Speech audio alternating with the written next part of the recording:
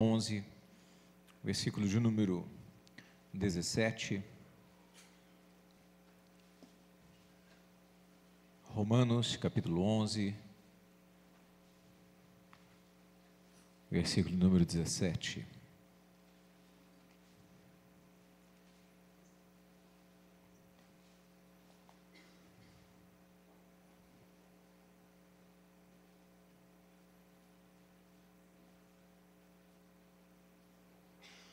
Romanos, capítulo 11, verso 17. Amém? Diz assim a palavra do Senhor: se alguns dos ramos foram quebrados, e tu, sendo jambuzeiro, foste enxertado no lugar deles, e feito participante da raiz e da seiva da oliveira, não te glories contra os ramos. Se contra eles te gloriares, considerado isso, não és tu que sustenta a raiz, mas a raiz a ti. Dirás, pois, os ramos foram quebrados para que eu possa ser enxertado. Amém? Eu vou ler na Nova Tradução para que a gente possa exemplificar melhor e você entender o que é possível através do poder de Deus.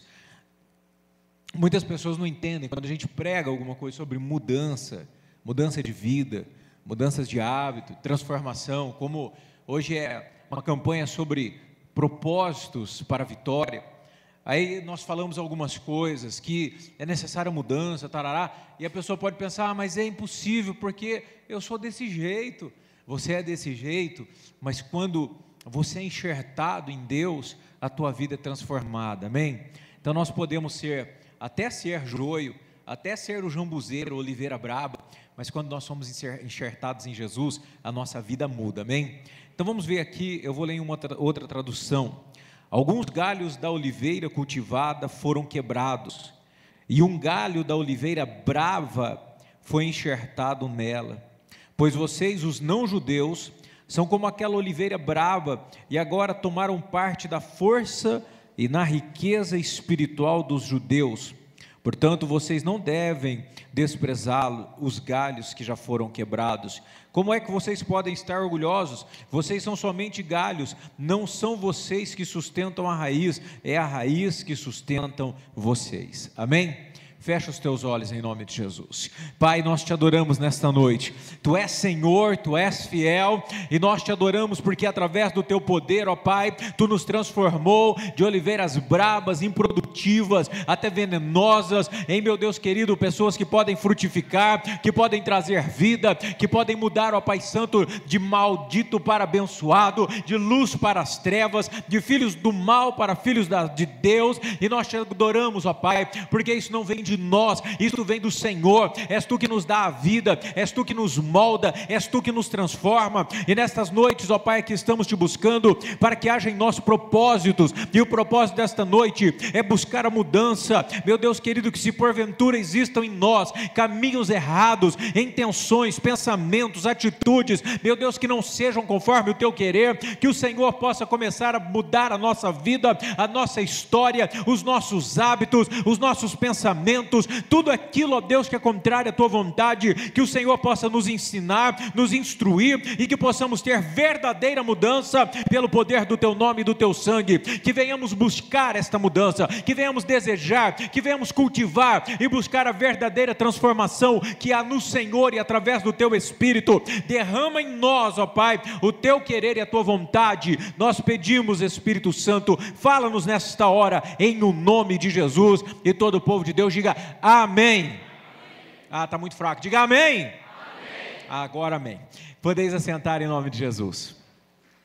Irmãos, entenda uma coisa, quando nós falamos de conversão, as pessoas vão muito rapidamente para uma ideia de abandonar uma religião, ou de abandonar uma filosofia, ou uma vestimenta, ou alguma coisa nesse sentido. E algumas, quando nós falamos ou pregamos, ou não somente nós, mas em algum lugar que a pessoa vai, escuta a palavra de Deus, que ela escuta coisas que contrariam os seus hábitos, contrariam a sua cultura, ideologia, contraria aquilo que ela chama de prazer e a Bíblia chama de pecado, então ela automaticamente pensa e acha que é impossível esta pessoa ter uma vida diferente, porque para ela aquilo é a sua vida. Foi o que ela aprendeu, foi o que ela viveu, foi a experiência que ela teve ao longo dos anos, através dos seus pais, ou de não seus pais, mas o meio ao qual ela vivia. E quando ela escuta a palavra de Deus, onde Deus vem pedindo para que as pessoas se santifiquem, porque sem santidade ninguém verá quem? Diga, sem santidade ninguém verá a Deus. Então as pessoas escutam e dizem, mas esse negócio não é para mim não, porque eu sou todo errado. Eu sou uma pessoa, como dizia Davi, eu sou todo concebido em pecado, eu sou um lixo, e é o que nós realmente somos, mesmo porque se Deus não estivesse em nossa vida, o que nós seríamos? Mas algumas pessoas pensam que para ela é impossível ela ter uma mudança de vida, que é impossível ela ser quem a Bíblia quer que nós sejamos, é impossível a pessoa caminhar como Deus quer que caminhemos. E para isso é necessário entender, para que em nossa vida haja o propósito de mudança, o propósito de servir a Deus, o propósito de fazer a sua vontade, que só através de fazendo a vontade de Deus é que nós vamos obter a vitória completa, meus irmãos. Existem pessoas que, infelizmente, elas se conformam com migalhas. Irmãos, nós não vivemos de migalhas, nós queremos viver a plenitude de Deus na nossa vida, amém? Pleno. Eu não quero andar, vivendo de migalhas de Deus, embora qualquer coisa que venha de Deus, como aquela mulher samaritana diz que quer, olha, me dá uma migalhinha, me derruba uma migalhinha que minha filha será curada. Os cães também comem migalhas, e a filha foi curada, estava endemoniada. É óbvio que de Deus qualquer coisa é bom, mas se Deus pode me dar um banquete ao invés de uma migalha, o que é melhor, banquete ou migalha, irmãos? Banquete. E agora tem gente que quer viver migalhas. Então, para que nós não vivamos migalhas, nós precisamos começar a olhar para nós e começar a fazer uma análise pessoal. Por que é que eu estou vivendo de migalhas? Por que a minha vida tem sido assim? Ou por que eu faço determinadas coisas as quais Deus não se agrada? É possível que haja em mim uma mudança? É possível que eu seja transformado? É possível que eu abra a mão do pecado, dos desejos carnais desenfreados, coisas alucinantes e malucas, as quais as pessoas chamam de normal, e quem não faz é do outro planeta? É possível sim, porque Paulo vem mostrar algo fantástico para os romanos, embora nem o contexto da pregação, mas que é possível. Paulo está chegando e fazendo falando aos romanos o seguinte, fala, olha, vocês estão ficando todos felizes aí, alegres, que agora o reino de Deus chegou a vocês. Sabe o que vocês eram? Jambuzeiro brabo. Você tem essa tradução aí? Diga amém. Jambuzeiro brabo. Uma tradução, quem mais tem? 2, 3, jambuzeiro brabo. Sabe o que é? Outros têm oliveira braba. Quem tem oliveira braba? É a mais comum. Irmãos, oliveira braba é um tipo vamos fazer bem terrachado, é um tipo de pé de azeitona que é brabo, porque ele não consegue, na verdade, gerar a azeitona boa. Ele gera uns carocinhos que só serve quando você era piá de rua, que andava descalço, isso não existe mais, e jogava betes, essas coisinhas todas, e pulava amarelinha. Você ia lá e pegava aquele cachinho de mamona para atacar nos outros, ficava com o olho desse tamanho, porque coçava. Todo mundo pôs a mão na boca barriga. Você fez isso, né, Rogério? Chegou com o olhão lá, parecia até chinês, tão fechado que estava. Então a oliveira brava, o que ela gera são pequenos frutos que não prestam para nada, bem pelo contrário, eles são venenosos, não servem para absolutamente nada. Por isso ela é chamada de jambuzeiro brabo e oliveira braba. É o que nós éramos. E é o que nós somos sem Jesus, verdadeiras oliveiras brabas, não prestamos para nada, nossos frutos são venenosos, nós fazemos coisas que irritam a Deus, que irritam as pessoas, que prejudicam os outros, que prejudicam a nós mesmos e nos afastam de Deus, de maneira que nós começamos a viver apenas pela misericórdia de Deus, que são pequenos fragmentos e migalhas. é o que nós éramos, ou o que as pessoas são, sem Jesus na sua vida, videiras brabas, oliveiras bravas, que não prestam para nada, não prestam para nada. Mas Paulo está dizendo que algo aconteceu, que Israel, que era verdadeira oliveira cultivada, que era a verdadeira, a qual Deus cultivava, então ela foi quebrada para dar lugar a um ramo da oliveira brava, do jambuzeiro, e a partir desse momento que ela foi enxertada, para quem não entende, é muito simples, é como se o pé da oliveira boa estivesse aqui, eles vão lá e cortam, e pega a vara, um pedaço de uma vara da oliveira braba, e enxertam, e fazem uma gazezinha lá, e fazem uma mutreta, e daqui a pouco, aquele pezinho que era brabo, e dava umas azeitonas ruins, os frutos de morte, começam a encher de frutos, e agora já não são mais frutos de morte, mas são frutos de vida, amém? Diga, é possível, pelo poder de Deus, a natureza de um homem ser mudada, amém? É possível, irmãos, é possível. Não é possível para nenhuma instituição humana, para nada no âmbito, humano, físico e científico mudar isso. Mas quando nós somos enxertados em Deus, nós passamos de algo que é ruim, que não presta para nada, para algo que é bom e presta para tudo, amém? Então Paulo vem trazer isso, olha, vocês foram enxertados, vocês eram ruins para valer, e eu estou falando até de mim, né? E agora vocês tomaram parte nas riquezas espirituais dos judeus, ele está falando agora vocês têm tudo, Deus dá tudo, Deus abençoa a vida de vocês, porque estão ligados em Deus. Então é importante a mudança. Porém, abra agora a sua Bíblia em Mateus 13, 24. Pastor, mas qual é o meu propósito? O seu propósito hoje é fazer uma varredura minuciosa. Mateus 13, no versículo de número 24. Fazer uma varredura pessoal, fazer uma análise introspectiva, parar um pouco e perguntar se você é um jambuzeiro brabo, se você é um joio, quem é você? E aí, através dessas indagações e disso que nós vamos ler aqui, você vai identificar qual é a sua ligação com Deus, qual é a sua entrega a Deus, qual é os preços que você tem pago de uma vida cristã, o que você tem feito para Deus, o que você tem feito para o próximo, quem é você diante de Deus, às claras, nu, diante dos olhos do Senhor. E aí de repente nessa análise você pode dizer, meu Deus, eu sou um jambuzeiro bravo ainda, pior que isso, eu estou na igreja, e pior que um jambuzeiro bravo, eu sou um joio.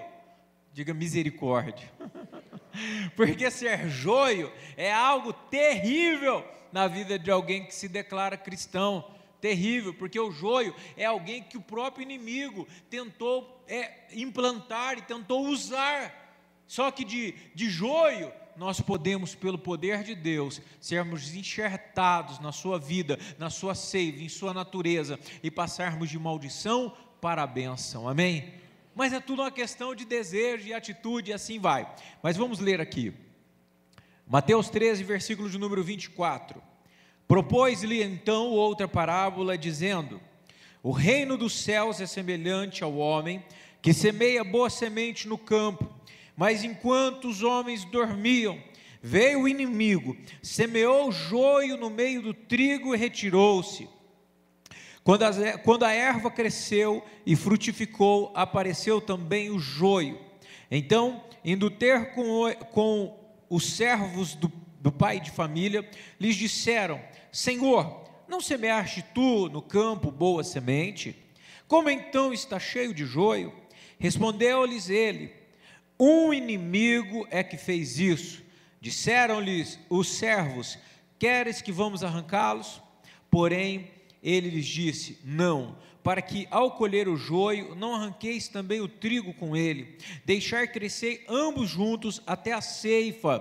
Por ocasião da ceifa, direi aos ceifeiros, colhei primeiro o joio, atai-os em molhos, para queimar, então colhei o trigo e recolhei no meu celeiro, amém? Então veja que Jesus sempre trabalhou com parábolas ou com ideias que fossem ideias rotineiras e diárias, ideias bem conhecidas do povo. As parábolas, elas são altamente didáticas. Por quê? Porque ela diz respeito ao tempo, à época e à vida daquelas pessoas. E para nós não é nada difícil.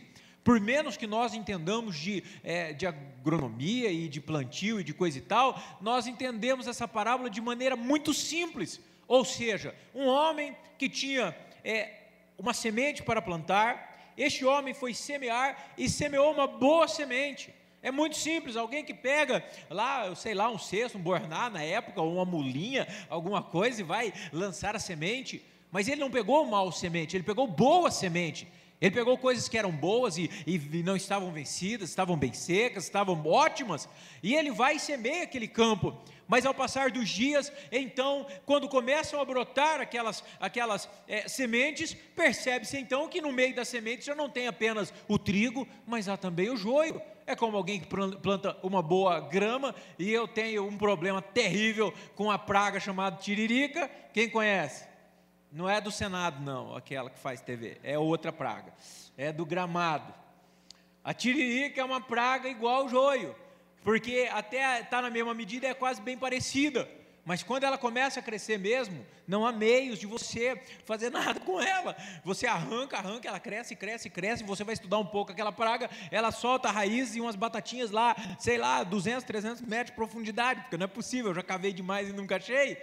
Então a praga, ela é persistente, ela é prejudicial, ela é maligna. E o camarada, quando olhou, disse assim: mas eu plantei só joio. Como alguém pode ter dito, eu plantei só grama. De onde vem essa porcaria aí dessa tiririca, que é horrível, estraga todo o meu gramado? Alguém semeou este mal, alguém colocou este mal. E eles falam assim: então vamos fazer o seguinte, vamos arrancar. Aí o homem diz: não, porque se você tirar também o joio, arrancará também o trigo, matará. Então as parábolas são tranquilas. Ele diz: olha, deixa crescer, porque quando eu for colher, o agricultor for colher, ele diz: nós vamos queimar o joio, mas vamos guardar no celeiro o trigo. Diga assim: eu sou o trigo. Amém. Mas olha o que eu quero dizer, não é nem a questão de salvação, mas a questão de mudança. É muito simples. Nós vemos o semeador é Jesus, né? A semente é a palavra, o campo é o mundo, né? Ou até mesmo a igreja, nós podemos dizer isso, o inimigo é o diabo. É tudo muito simples. E nós vemos dois tipos de pessoas, mais propriamente dizendo, dentro da igreja, porque lá fora no mundo é óbvio que existe joio e trigo em tudo que você pensar, mas olhando para aquele que se diz cristão, quando eu digo igreja, não estou dizendo constituição material, mas a igreja de Jesus Cristo, o corpo espiritual dele, né? Mas muitas pessoas se dizem ser de Jesus, e essas pessoas, infelizmente, não condizem com o nome, ou com, entre aspas, o rótulo, o título de ser cristão. Por quê? Porque eles parecem. Veja que, estava pesquisando, era uma tática daquelas pessoas, daquela época, a vingança. Sabia? Era porque Jesus usou isso? Porque na Palestina havia uma prática entre os vizinhos malignos, porque todos nós temos alguém que não há, impossível. Tem alguém aqui que acha que todo mundo ama você e que ninguém tem uma inveja de você? Erga a mão. Que bom, porque se você erguesse, como eu digo sempre, eu queria uma entrevista pessoal, porque é óbvio, existe alguém que tem uma inveja e quer o mal, sempre haverá. A Bíblia diz que nós temos inimigos gratuitos.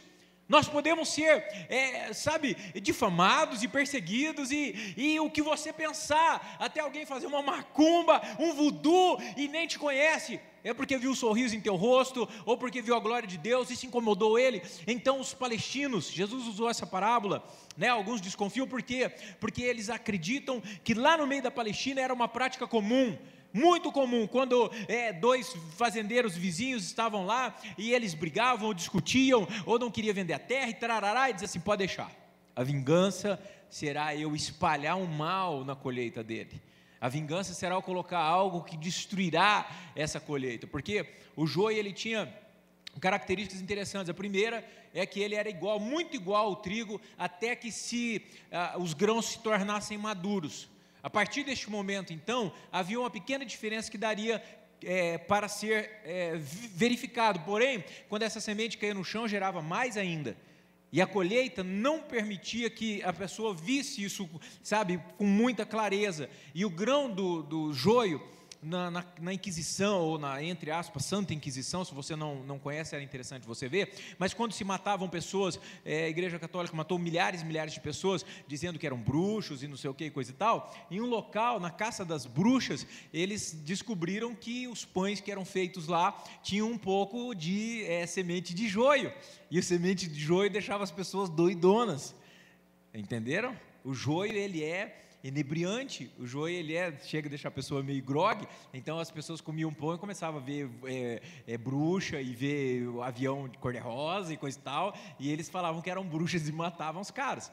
Então veja que o joio ele prejudicou, a parábola é boa porque prejudicava a colheita, prejudicou e prejudica até hoje, mas mostra o que o inimigo querendo, diga, sabotar. O inimigo querendo sabotar. Então veja que a sabotagem, a qual Deus está colocando aqui, é uma sabotagem aonde? No campo, diga, a igreja. Então, irmãos, esse versículo aqui ele é todinho para a salvação, mas é interessante estar dando uma outra visão, porque é de mudança. Veja que o inimigo usa pessoas que, de repente, até achem, de repente o pezinho de joio olha para o pezinho de trigo e diz, tudo bem? Tudo. Você é meio diferente? Não.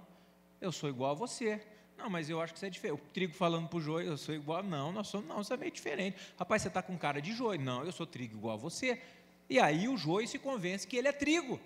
De repente existem pessoas dentro da igreja que se convencem que são realmente lavadas e remidas no sangue de Jesus e até desejariam ser, mas não são. Porque parece tanto, se convenceram de algo, mas infelizmente ela está sendo ou será alguém usado pelo inimigo. Pastor, mas e agora? Qual o propósito, afinal de contas? O propósito é buscar que a natureza velha, pecaminosa, maldita, seja transformada em uma natureza de Deus. Amém? Porque, irmãos, não é simples assim para saber, não. Existem algumas características que Deus nos dá, que é simples, entre aspas, mas não tão simples. Em Mateus 7, no versículo de número 20, diz o seguinte, olha, como identificar? É lógico que essa identificação, ela serve para tudo em sua vida. Isso aqui é o melhor termômetro, a melhor balança, esse é o melhor raio-x que existe para você fazer, não um pré-julgamento, mas um juízo, né, silencioso e coisa e tal em sua vida, ou na vida de pessoas. Portanto, pelos seus frutos porque nem todo que diz Senhor, Senhor entrará no reino dos céus, mas aquele que faz a vontade do meu Pai que está nos céus. Então Jesus está falando dos falsos profetas. Isso aqui se aplica a tudo, tá? Vou abrir um parênteses. Irmãos, quando alguém vier fazer qualquer delatar você, ou dizer de alguém para você, porque aquele irmão, porque aquela fulana, porque ela é funcionária, porque aquele patrão, porque aquele isso, porque aquele outro, tenham bem na mão uma balança que chama frutos, amém? Você coloque logo quem está falando na balança e coloque logo quem está sendo, né, referido como mal na balança. Veja quais são os frutos de quem está falando e veja quais os frutos daquele a qual está sendo acusado, amém, irmãos? Fala para o seu irmão, aprendeu? Fala assim para ele, pode julgar, fala para ele, mas pelos frutos. Nunca porque um boca de caçapa falou, isso não repete aí não, porque é engraçado como o povo é tão leviano e tão fraco, que alguém fala alguma coisa, diz, olha, fulano de tal lá, rapaz, ele é o seguinte, ele está com ebola, meu Deus, o cara está com ebola, isso é nem ver o cara, ou coisas, né, nem quer saber se é mesmo, liga, ô cara, você está com vírus ebola? Diz, não, eu não, nem quer saber, já está com ebola, e o cara já viralizou a informação. Então você julgue pelo fruto, aquele cara é do diabo, por quê? Porque ele me xingou e me bateu, opa, peraí, deixa eu ver quem é. É simples eu chegar aqui e dizer assim, olha, quer saber uma coisa? Eu, quando vou para casa, a Sandra me pega, me dá um pratinho de macarrão, põe para dormir lá no retículo, ela bate em mim, ela tem essa cara de santinha aí, é meio brava, né? Mas ela me bate e... Ai, ó, bem que eu desconfiava dessa mulher, né? Mas julgue os frutos dela.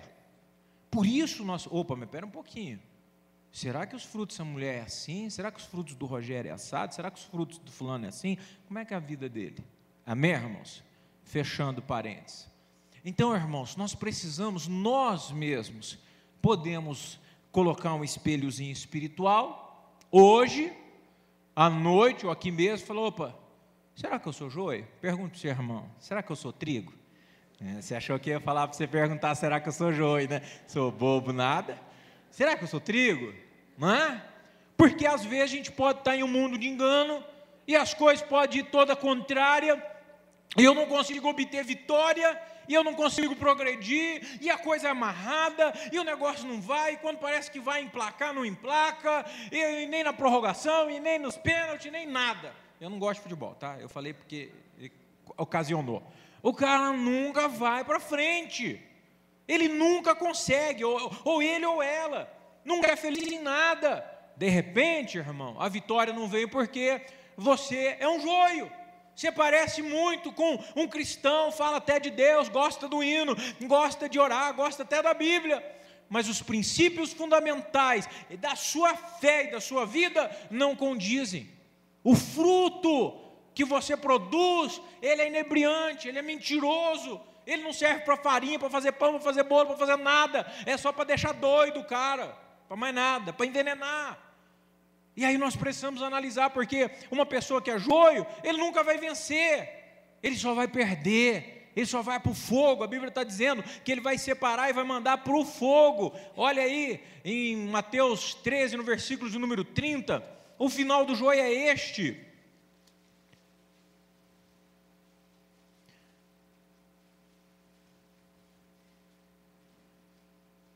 deixai crescer ambos juntos até a ceifa. Por ocasião da ceifa, direi ao ceifeiro: escolhei primeiro o joio e atai em molhos para queimar. Então, de repente, a vida da pessoa engana a vida toda.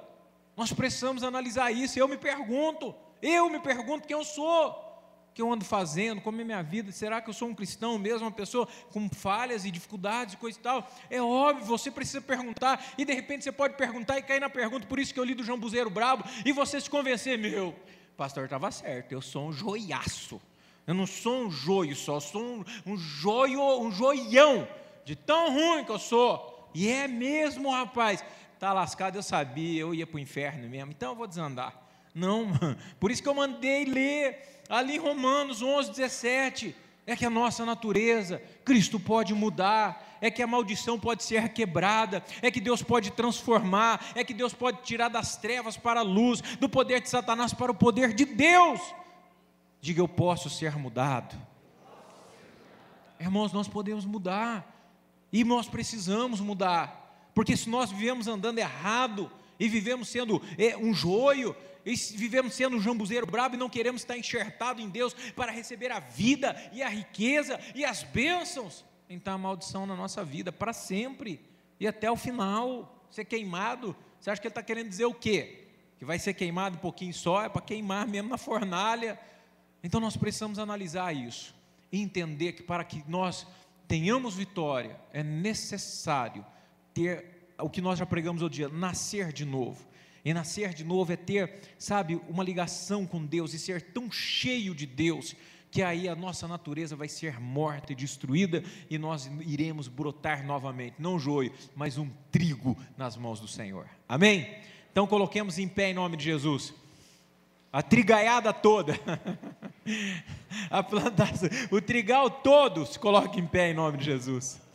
Que vocês possam entender que a vitória é daqueles que foram lavados e remidos no sangue de Jesus, daqueles que nasceram de novo, daqueles que tiveram uma nova vida, daqueles que lutam por andar e viver em novidade de vida. Jamais haverá vitória para aqueles que amam as coisas do mundo, estão no mundo, amam o mundo. A Bíblia diz que aqueles que amam o mundo, o amor do Pai não está neles. E aí você pode pensar: mas eu gosto tanto de fazer isso, como que eu vou abandonar isso, como que eu vou fazer aquilo? Irmãos, se enxerte em Deus. Peça hoje: Deus, eu quero estar enxertado no Senhor, eu quero receber a tua riqueza, a tua seiva, a sua vida, os teus pensamentos, os teus desejos, meu Deus, os teus sentimentos, a sua vontade. Eu quero receber o teu sangue em mim, o teu sentimento em mim. Eu quero produzir frutos que venham do Senhor. Sabe, irmãos, para nós é bem verdade, o ser humano, a verdade é essa mesmo, nós todos éramos joios, nós mesmo todos estávamos condenados ao fogo eterno, à maldição eterna, mas Jesus veio morrer por nós, para que nós fôssemos enxertados nele, e tivéssemos produtividade de bons frutos, e assim conduzindo a nossa vida em uma vida limpa e digna diante de Deus, então a nossa vida seria uma vida de vitórias, produziríamos frutos excelentes. É isso que Deus quer, é simples assim. E se você hoje veio aqui e diz assim: a minha vida está toda errada, eu sou esse joio aí que vai para o fogo, por isso eu li para você que nós éramos também jambuzeiro brabo, nós éramos oliveira braba, éramos ruim para valer, puro veneno, mas Jesus tirou-nos daquela seiva, daquela raiz, quebrou-nos e trouxe um galhozinho que é a sua vida, e enxertou nele, para que agora a vida dele seja a nossa vida. Amém? Esse é o teu propósito de hoje, ter mudança de vida, ter mudança de caráter, não porque você vai se esforçar em lutar para ser diferente, mas você vai se esforçar para estar ligado na videira verdadeira, para estar ligado em Jesus, e a tua vida vai ser uma vida de vitória. Tu vai dar tanto fruto, tanto fruto, tanto fruto, em nome de Jesus. Vai ser magnífico, vai ser esplêndido, vai ser maravilhoso. Você vai ver a vitória vir sobre você e a sua casa. Fecha os teus olhos.